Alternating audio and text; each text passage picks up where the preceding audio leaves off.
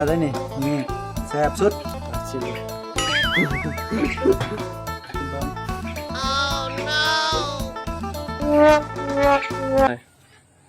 สบายดีเนาะมื้อนี้เจมจะมาลองของ Oppo Reno 6 5G เนาะซึ่งมื้อนี้เจมจะมีเมนูเนาะเมนูซึ่งว่าเมนูตำมะเขือเนาะจะเป็นยังไงเบิ่งกันเลยเนาะนี่มะเขือเป็นแบบนี้เนาะก่อนอื่นหมดเราก็ต้องตำเผ็ดก่อนเนาะเผ็ดก่อน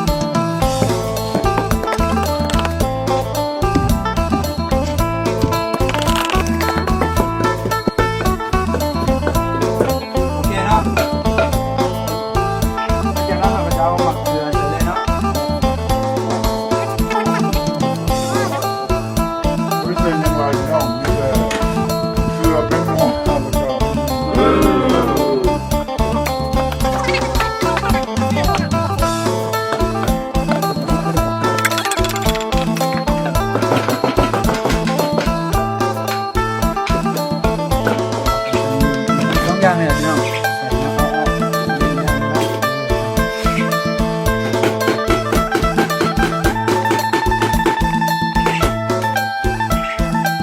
มาเลยครับใส่ผักอันนี้ใส่น้ำตาลเลยใส่เบิดเลยพี่น้องจังแซ่บโอเคเนาะเอามาใส่เลยเนาะใส่เลยนี่ง่ายพี่น้องตามประมาณนี้มันก็จะเป็นอะไรนี่นี่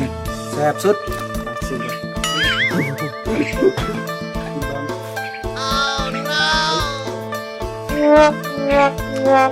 ยอดแซ่บนัวครับโอเคเนาะตามเรียบร้อยแล้วพี่น้องนี่จะว่าน้องสีตักใส่จานเนาะราคาสีกินเนาะนี่ก็ประมาณนี้แซ่บพี่น้องแซ่บมาเด้อคือว่าเป็นซีมือของเจมส์พันนีเองเนาะวันนี้คือว่าล่องกองโทรศัพท์ใหม่ซื้อเนาะเรียบร้อยหลังจากที่ว่าเอาเฮ็ดเรียบร้อยแล้วเมนูตำมะเขือเนาะเราจะไปกินเลยเนาะเอากินแบบบ้านๆพี่น้องไปจะเป็นกับเขาเนาะนี่กินกับขนมร้อนๆพี่น้องมาต้องมืออัดแล้วนี่เห็นคลิปกินอันเจียมเกลือโอ้แซ่บพี่น้อง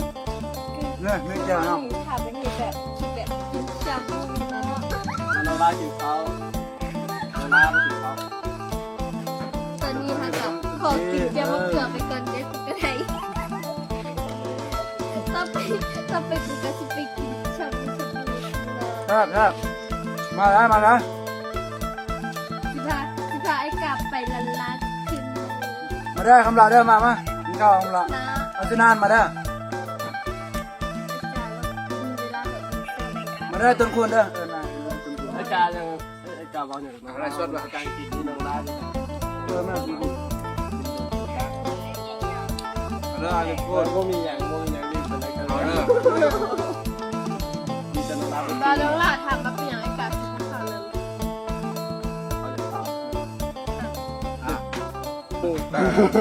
กูคำหนึ่ง